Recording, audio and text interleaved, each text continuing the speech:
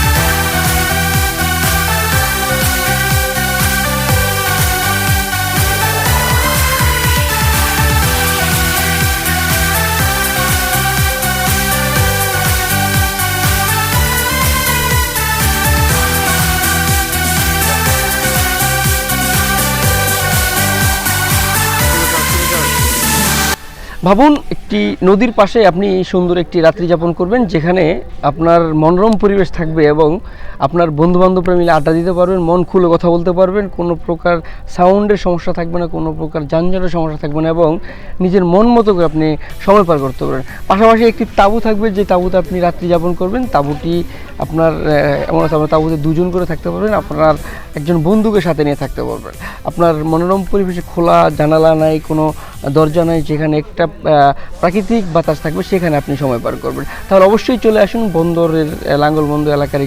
লাঙ্গলবন্দরের এই স্থানটিতে রয়েছে কাইকিংয়ের সুব্যবস্থা এবং আমরা যদি চাই আমরা নদীতে কাইকিং করতে পারবো এবং এখানকার যে সৌন্দর্য মানে সকালের যে পরিবেশ সেটা আমি আসলে পুরোপুরি ফিল নিতে পারিনি, কারণ আমি 1.5 ঘন্টার জন্য আমার একটু ঘুম চলে আসছিলো। আমি সারা রাত্রি জাগনে থাকার পর আমার এই ঘুমের কারণে আমি পুরো ফিল নিতে পারিনি, কিন্তু পরবর্তীতে আমি যেটা দেখে আমার মনে হলো যে এখানকার যে সকালের যে ভিউ সেটা আমি মিস করলাম বা আমার ওইভাবে আমি পাইনি। আমরা এমন একটি সুন্দর স্থান পাওয়ার জন্য আমাদের এই কর্তৃপক্ষকে আমরা ধন্যবাদ জানাই এবং আমি আপনাদেরকে সাজেস্ট করতে পারি আপনারা এই নারায়ণগঞ্জের বন্দরের লাঙ্গলবন্দর এলাকার এই পার্কটিতে পার্ক বলেন বা মিনি পার্ক বলেন, যেখানে আপনি রাত্রি যাপন করতে পারবেন অল্প খরচে, মাত্র 350 টাকা। 350 টাকায় ওনারা আমাদেরকে যে সময়টা দিলেন, এখানে আমাদের সময় পার করতে দিলেন, আমাদেরকে সুব্যবস্থা দিলেন, তার জন্য তাদেরকে ধন্যবাদ জানাই। আমরা অবশ্যই পরবর্তীতে সেখানে আসবো বা আপনাদেরকে আসার জন্য আমরা বলতে পারি আপনারা আসতে পারেন এখানে। আমরা যারা ভ্রমণ পিপাসু আমাদের জন্য এই স্থানটা বেশ সুন্দর এবং একটি সুন্দর রাত্রি যাপনের জন্য আমরা এটা বেস্ট বলে আমরা মনে করি। সবাই ভালো থাকবেন, আল্লাহ হাফেজ।